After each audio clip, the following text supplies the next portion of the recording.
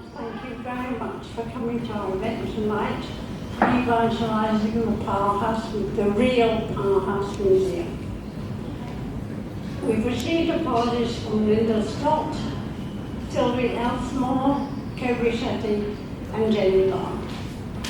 We offer our sincere thanks to PMA, and most of the speakers tonight. The PMA members include Dr. Lindy Sharp, who is the founding director of the Powerhouse Museum, Jennifer Saunders, who was for many years the deputy director,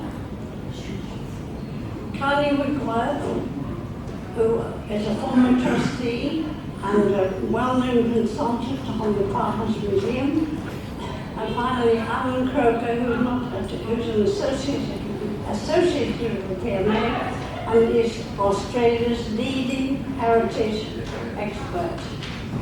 We also thank SSF Sydney and the Ultimo Community Centre manager Martin Warren and his staff, and Peter Tapson for their strong and long support. Now I'd like to hand over to Kylie Woover, who I believe should be at the other end of the table. Take a position. I thank you over to Kylie, and I want to speak very briefly at the end.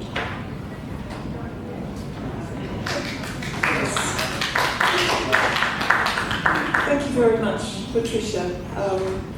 And I also had apologies from the PSA, who we had asked to come and speak tonight, but for various reasons their key officers were unable to attend. We wanted them here because what we know about museum planning is that it's all about the people, skilled, passionate, knowledgeable, dedicated people, and one of our great concerns about the spiral of increasingly poor performance that we've seen at the museum in the last 5 years is reflected in the Public Service Commission's People Matters surveys. We're very concerned about the looming loss of skilled staff, but I hope there'll be an opportunity for further engagement on that matter. I want to begin today by acknowledging the traditional custodians of the land on which we meet, the Gadigal people of the Eora Nation, and I pay my respects to their elders, past, present, and emerging. I also wanted to acknowledge our many museum friends here today. Grace Cochrane, of course, who keeps the PMA website up to date and is extraordinarily dedicated in doing that.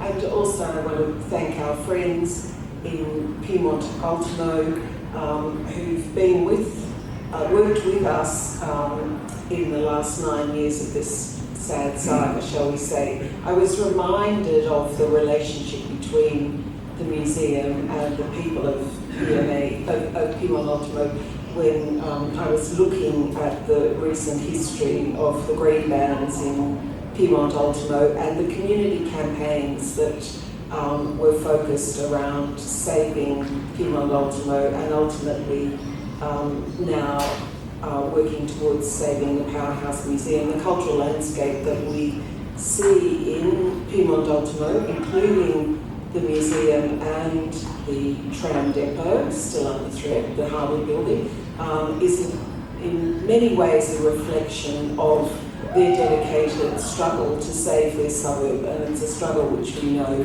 is ongoing. Can you hear me? Very well. Yeah, is that okay? Yes. So I'm going to introduce the distinguished conservation architect, Alan Croker, who is the principal and founder of Design 5, which is now recognised as Australia's leading conservation architecture firm, although to talk about their practice just in terms of architecture and conservation is a misnomer.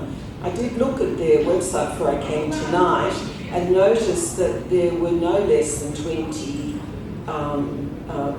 or 20 awards, was it, Alan, in 23? last year. He's lost count. He's lost count. I've known Alan for 30-something years across various heritage projects. He's a great thinker about places. When Minister Harwin announced with the former Treasurer Perrottet that the powerhouse was saved, can we believe that, in 2020? And the Minister asked the PMA to re-engage with the management at the museum. Our best advice to the museum was that they needed to have a really good conservation management plan that was not just about conservation of the fabric, but also about adapting to change, because none of us, as we've said all along, want to see a museum set in aspect. We need to conserve the best parts of the museum and plan for revitalisation, genuine revitalisation. What I knew about Alan's practice, particularly, not just at the Sydney Opera House, which, by the way, last year won the Lachlan Macquarie National Award for Heritage Conservation, but also on his work through the Tasmanian Museum and Art Gallery revitalisation, and on other projects such as Kinchela Boys Home, is a reminder that at the heart of conservation and heritage practice is consultation and community and transparency in the way that the architects and the owners of the place work with community. And I don't need to tell you that that's what's been conspicuously lacking. There are various sources if you want to read about why Alan Croker is not guiding the supposed heritage revitalisation of the Powerhouse Museum. But I really welcome him coming here today and appreciate the way that back in 2020 in urging the management of the museum to engage Alan, we probably handed him a poison chalice. It's our deep regret that he's not guiding the conservation of the museum, but we live in hope. Warm welcome to Alan.